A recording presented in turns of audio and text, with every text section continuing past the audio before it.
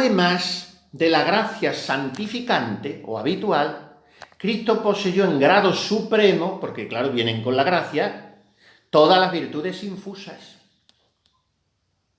Todas. ¿Estamos seguros que fueron todas? No. Cristo no podía tener todas las virtudes infusas. ¿Por qué? Porque no podía tener las virtudes infusas que llevan consigo alguna imperfección. Y la única virtud infusa, bueno, ya vamos a poco a poco. Hay dos estados en esta vida, se llaman en teología. El estado de viador, que la misma palabra lo dice, el que va por la vía, el caminante, eso somos los que estamos en la tierra, el estado de viador, y el estado de comprensor, el que comprende, el que ha abarcado a Dios, bueno, abarcar a Dios no lo abarca a nadie, pero en fin, el que abraza a Dios en el cielo. Viador, iglesia militante. Comprensor, los de la iglesia triunfante. Pues solo ha habido un hombre que ha sido las dos cosas a la vez. Los demás somos primero viadores y después comprensores. Cristo fue al mismo tiempo viador y comprensor. ¿Por qué? Porque viviendo en este mundo su alma santísima gozó desde el primer instante de la visión beatífica, en grado absolutamente perfecto. Y entonces algunas virtudes son incompatibles con el grado de comprensor. No las tendremos en el cielo. Y otras virtudes llevan consigo alguna imperfección que son incompatibles con la santidad infinita de Cristo. Verán qué interesante. En el Evangelio se nos habla constantemente de las virtudes de Cristo, ¿no? De su humildad, su mansedumbre, caridad, su misericordia. Y en las letanías del corazón de Jesús decimos corazón de Jesús, abismo de todas las virtudes. Pues efectivamente, Cristo poseyó todas las virtudes en grado perfectísimo, pero no tuvo los hábitos infusos de algunas virtudes que eran incompatibles o con su estado de comprensor, aunque viviera en la tierra, era comprensor, o con su santidad infinita. Por ejemplo, ya lo están ustedes averiguando, claro, Cristo no tuvo varias virtudes. La que no podía tener de ninguna manera era la virtud de la fe. No podía tener la virtud de la fe, porque es incompatible con la visión beatífica de que gozaba en su alma. Estaba viendo a Dios en su alma. No necesitaba la fe. Cristo tampoco tuvo nunca ni podía tener la virtud de la esperanza, porque ya era bienaventurado, si estamos diciendo que era comprensor, que ya gozaba a Dios. Pues el objeto primario de la esperanza es ver a Dios. Ahora bien, la esperanza tiene un objeto secundario. El objeto primario de la esperanza es Dios. El objeto secundario son las cosas que nos ayudan a ir a Dios. Entonces, ese objeto secundario de la esperanza sí lo tenía Jesucristo. O sea, esperar en el auxilio divino para alcanzar cosas que todavía no poseía, por ejemplo, la glorificación, la inmortalidad de su cuerpo.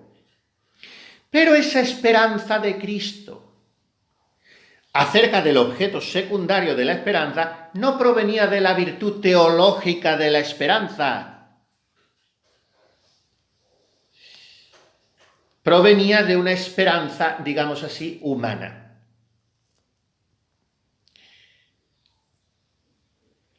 Tampoco tenía Cristo la virtud de la penitencia, que esta es la única virtud que tampoco tuvo la Santísima Virgen.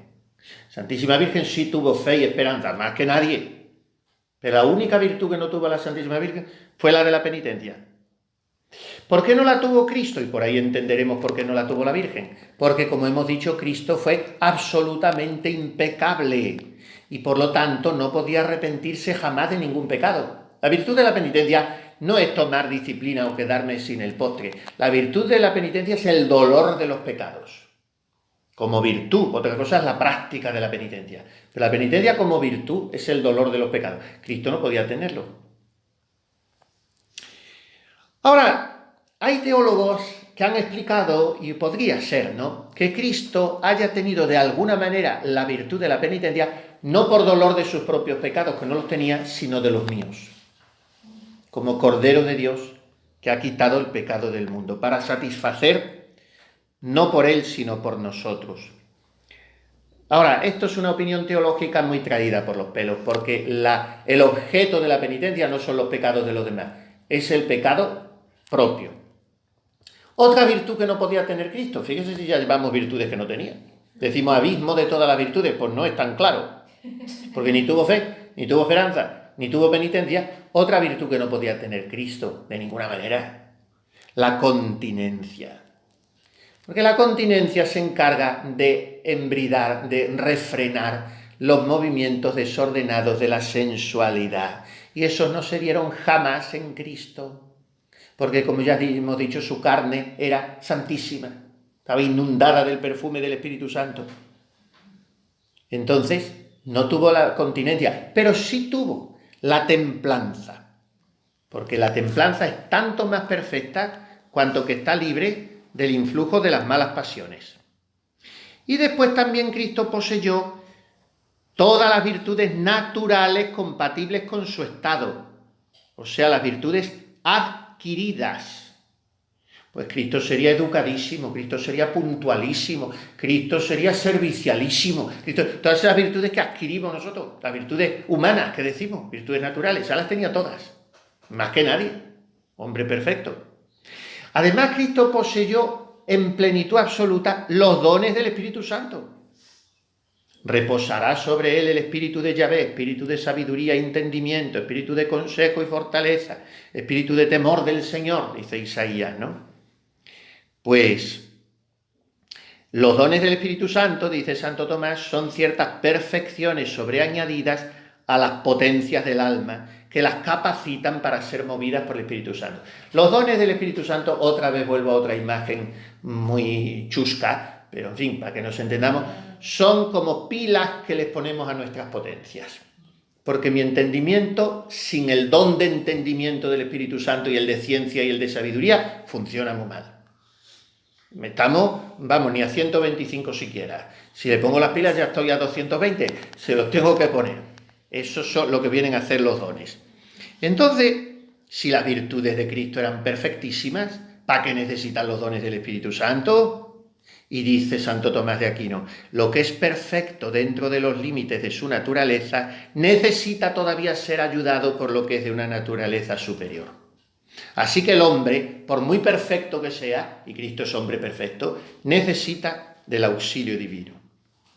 Por fin, fíjese lo que tenía Cristo de todo, la gracia, las virtudes, los dones, todo lo que estamos viendo. Pero es que además poseía en grado perfectísimo todos los carismas, o lo que llaman los teólogos, las gracias gratis date o gratis dadas.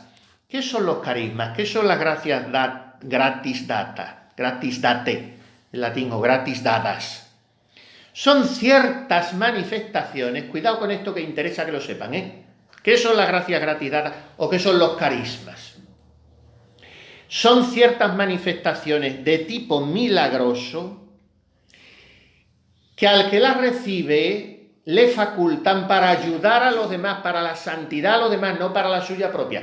Y podrían en absoluto ser recibidas incluso en pecado mortal, Levitaciones, éxtasis, las llagas, la estigmatización, esos son gracias extraordinarias, especiales, que no hacen la santidad para nada.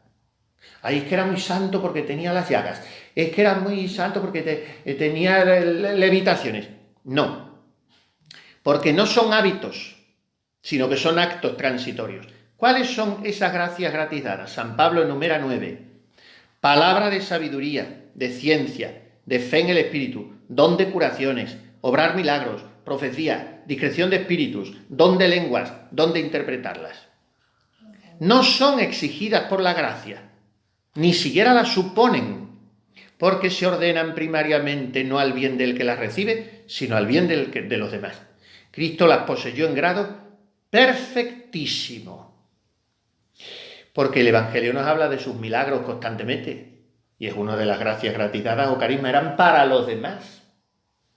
Cristo ya tenía la gracia y la santidad infinita por sí mismo, no hacía falta los milagros, para nada, pero los milagros eran para los demás, y para confirmar su divinidad, claro. ¿Y por qué dice Santo Tomás que las tuvo? Dice, las gracias carismáticas se ordenan a la fe y a la doctrina espiritual del prójimo.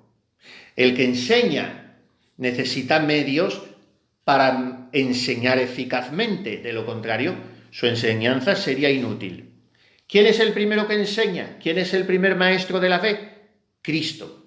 Por tanto, como Él es el primer maestro de la fe, tuvo que poseer todas las gracias necesarias para beneficiar al prójimo.